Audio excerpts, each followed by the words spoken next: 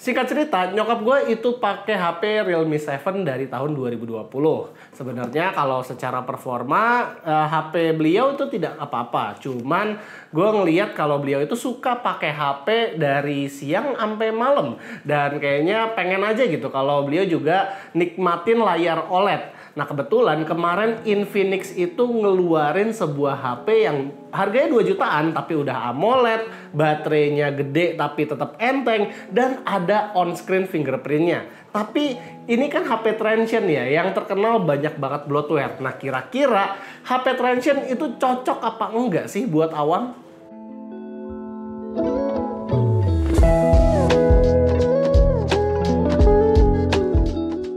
Melihat dari desain boxnya, gue sebenarnya agak ragu ya buat ngasih ini ke nyokap. Karena kesan pertamanya kayak HP anak-anak gitu desain kotaknya. Tapi buat kelengkapan sih di dalamnya lumayan ya. Karena HP-nya itu sendiri udah dikasih anti gores, ada casing juga di dalamnya, kartu garansi masih ada, buku petunjuk, bla bla bla, smart friend juga ada, dan masih ada charger 45 watt di dalamnya. Gokil, King Phoenix masih bisa ngasih charger di harga segini. Buat bentukan smartphone-nya ya, gue harus akuin kalau Infinix Hot 60 Pro ini cakep banget malah di harganya. Bahannya semua terbuat dari polikarbonat memang, namun kerasa premium kalau kita lagi genggam. Bahan belakangnya juga kerasa premium, jadi kerasa sayang kalau kita pakein casing ke HP-nya. Mana HP ini tipis banget, cuma 0,7 cm dan beratnya juga hanya 171 gram. Masih bisa di-compare dengan Samsung Galaxy S25 Edge ataupun iPhone Air yang baru launching. Kenapa bisa seringan ini? Apakah baterainya dipangkas kayak Galaxy S25 Edge? Sebenarnya nggak juga, karena dia ini udah pakai baterai silikon karbon yang dimana dia bisa punya kapasitas gede tanpa harus lebih berat. Jadi kalau dibandingkan dengan iPhone Air dan juga Galaxy S25 Edge, HP murah ini malah punya kapasitas baterai paling besar gitu. Kita juga agak bingung. Pilihan warnanya itu ada banyak banget malah. Ada pink, biru, hitam, dan juga silver. Dan yang paling estetik menurut gue itu adalah yang silver ini. Karena dia ada corak oranye gitu yang kece itu, sama skema warnanya masuk. Power dan volume button ada di sebelah kanan, dan ada satu lagi customizable button yang bisa dimodif-modif. Tombol ini memang bisa diatur apabila misalnya kayak double press mau buka aplikasi tertentu atau gimana, tapi buat long pressnya dia memang sudah dedicated untuk menjadi tombol AI-nya yang berbasis di DeepSeek R1. Di bagian kamera juga ada aksen warna oranye yang ngasih feeling unik di HP-nya. BTW, buat kamera belakangnya bukan keseluruhan kamera ya. Yang di bawah ini adalah IR blaster buat AC atau TV yang memang biasanya ada di HP Transsion kelas entry level. Buat layarnya dia udah pakai panel AMOLED Full HD Plus 144Hz berukuran 6,78 inch yang bezelnya tipis banget di 4 sisi. Jadi dia udah pakai teknologi flexible OLED yang layarnya itu melengkung. Nggak lupa, ini juga udah ada glass on fingerprintnya yang memang nggak terlalu cepat unlock speednya, tapi oke lah buat HP di harga 2 jutaan. Namun, refresh rate 144Hz ini lebih terasa gimmick ketimbang fitur. Karena di menu utama aja dia ketahan di 90Hz dan beberapa notifikasi browsing kayak Chrome juga ketahan di 60Hz defaultnya. Kita bisa sih set custom refresh rate-nya itu per aplikasi. Contohnya di sini apabila kita mau set settings itu di 144Hz, dia bisa, namun nyatanya jadi ketahan di 120Hz aja. Walaupun ya di harga segini refresh rate yang ketahan di sekitaran 90 sampai 120 ya udah oke sih. Untungnya, walaupun tipis, HP ini masih punya audio combo jack di bawah, dimana ini adalah salah satu faktor kenapa gue lebih memilih Hot 60 Pro dibanding yang Pro Plus, dimana yang Pro Plus itu dia tidak ada audio combo jacknya sama sekali. Jadi nggak ramah buat IEM lovers atau yang masih suka pakai kabel. Speakernya juga ada 2, walaupun yang atas ini amplified, namun kualitasnya masih dibilang lumayan buat di harga di bawah 2 juta. Secara grip juga cukup solid dan tetap gampang buat dimasukin ke kantong. Overall buat gue layar dan grip feelingnya masih enak buat dipakai tiduran, entah buat scrolling IG atau nonton Netflix kalau lagi binge watching. Lalu yang gue suka juga dari HP ini dibanding 60 Pro Plus adalah SIM card tray-nya itu bisa 2 SIM card sekaligus 1 micro SD. Jadi tidak hybrid dan tidak juga micro SD-nya itu tidak bisa. Ini nggak ada nih di 60 Pro Plus. Move on ke kamera, buat kamera belakangnya ini dia beresolusi 50 megapiksel dengan bukaan f1.6 27 mm alias ini adalah wide kamera, tapi masih bisa zoom juga ala software. Dia tidak ada ultra wide mode, cuman udah bisa panoramik. Buat kualitasnya sih masih bisa dibilang lumayan kalau lagi di kondisi siang hari alias banyak cahaya. White balance-nya itu bagus walaupun agak kebiruan. Dynamic range-nya ini masih terbilang lumayan, dan kalau untuk night photography juga kualitasnya masih bagus asalkan objeknya tetap dapat cahaya yang lumayan banyak. Tentunya ini kebantu banget sama post processingnya, di mana setiap kita foto akan ada post processing di background yang berjalan untuk membuat fotonya lebih jernih.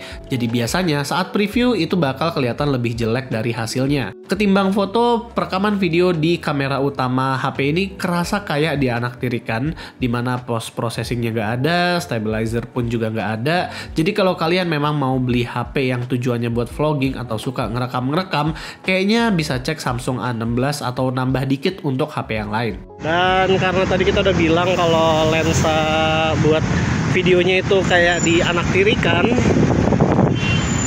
kualitas gambar dari videonya pun entah itu stabilizernya, terus juga pas kita lagi jalan, kualitas pas lagi rekamannya juga itu kelihatan kayak dianaktirikan, kayak bukan kamera yang sama dipakai buat foto gitu ya, karena post processingnya tadi sih. Buat HP 2 jutaan mungkinnya agak kurang kalau dibandingin sama HP-HP lain, tapi kalau misalnya dibilang kualitas fotonya ya oke-oke aja ya, bukan HP buat ngevlog lah. Lucunya, HP ini punya banyak fitur-fitur kamera yang menurut gua agak gimmick. Contohnya ada namanya Sky Shop. Ini adalah sky replacement ala-ala, yang dimana ada pilihan langitnya itu lumayan banyak, dari yang langit biru biasa sampai cahaya surga atau bulan purnama Jumat Kliwon juga ada. Asiknya sih, bagian objek juga diberi filter sama dia agar matching dengan langit yang kita pilih. Jadi nggak asal-asal cuma ganti langitnya aja. Ya lumayan lah buat ngirim bercandaan ke temen. Nah kalau kamera depan dia beresolusi 12 megapiksel f2.2 24 mm, dimana ini lebih wide lagi kalau aja mau selfie bareng-bareng. Kualitasnya ya balik lagi kayak tadi kita bilang, dia bagus saat di cahaya terang, namun white balance-nya itu kebiruan, dan seperti biasa ada post processing juga di sini. Buat perekaman kamera depannya sih lumayan oke, asalkan cahayanya lagi bagus. Kalau misalnya cahayanya lagi estetik di golden hour begini ya kualitasnya oke. Tapi buat overall quality-nya masih agak kurang kalau kita bandingin sama kameranya Samsung. Dan hati-hati aja kalau misalnya kalian lagi megang HP-nya, jangan megang bagian bawah karena nanti mikrofonnya ketutup kayak gini nanti jadinya. Masuk ke spesifikasi, jadi smartphone ini memakai MediaTek Helio G200. Ini adalah chipset yang aslinya itu refreshment dari Helio G100 dan G99. Paling ya cuma beda di clock speed aja. Bisa dilihat di sini perbedaannya sedikit banget dibanding G99 ataupun G100, namun ya ada peningkatan lah. Dan tentu aja Helio G200 ini belum support dengan 5G. RAM dan storage-nya di sini gue pilih yang 8256 karena 128 itu agak nanggung untuk sekarang, dan storage-nya juga udah UFS 2.2. Kalau misalnya kita mainin game ya, apabila gamenya adalah yang demanding zaman sekarang seperti Honkai Star Rail, itu playable sih, tapi paling hanya di 30 fps aja, itu pun ada frame drop. Dan sama seperti Star Rail, Wuthering Waves juga hanya dapat 25 fps doang dengan drop yang lebih parah. Game yang paling nyaman di sini ya paling yang ringan-ringan aja. Kalau kalian memang suka dengan gacha, Uma Musume itu masih dapat 30 fps, atau kalau kalian suka dengan emulation, Hot 60 Pro juga masih bisa mainin PPSSPP dengan lancar. Paling ada beberapa frame drop kalau lagi cinematic. Hanya aja sayang PS2 emulator itu masih belum lancar di HP ini. Kalau buat suhunya, kalau lagi gaming, temperatur HP ini ada di sekitar 37-39 derajat Celcius, masih belum sampai ke 40, namun udah lumayan panas di genggaman tangan. Lalu sama kayak HP-HP Transsion pada umumnya, out of the box kita juga akan diberi banyak bloatware dan juga aplikasi-aplikasi yang bisa munculin iklan. Ini juga yang membuat gue ragu tadinya untuk ngasih HP ini ke nyokap, kayak bakal berapa banyak ya nanti notifnya. Tapi ternyata aplikasi-aplikasi bawaan dari HP-nya ini bisa di-uninstall kok. Dan sebagian besar juga cuma rekomendasi apps buat di-download aja. Intinya ya gue bakal ngerapihin dulu aplikasi-aplikasinya baru gue kasih ke nyokap.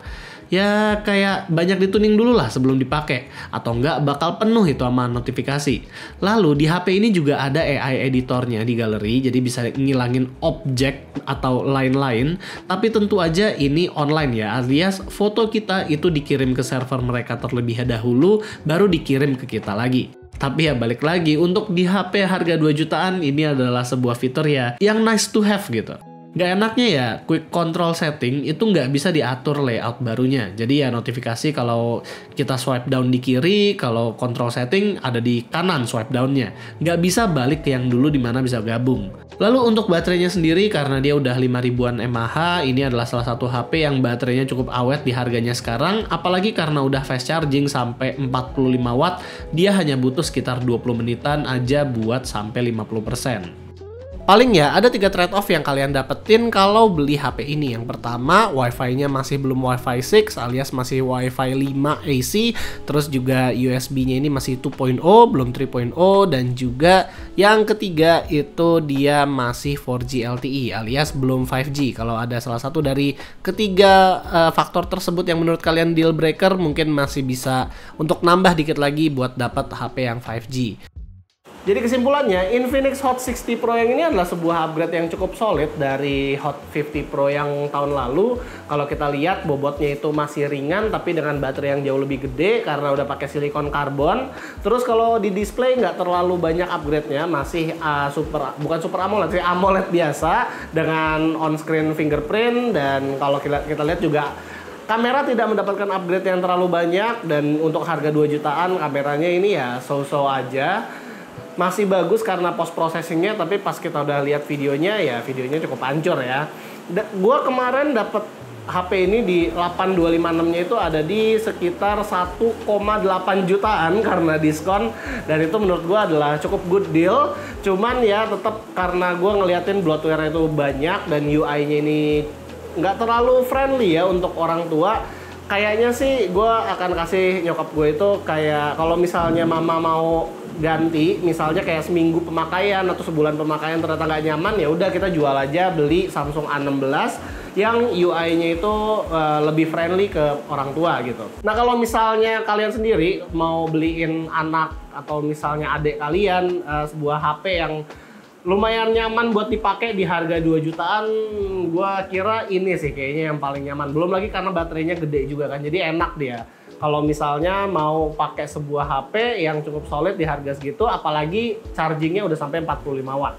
Ya jadi paling itu aja sih. Kalau menurut kalian, di harga 2 jutaan, HP yang lebih bagus dari ini tuh apa sih?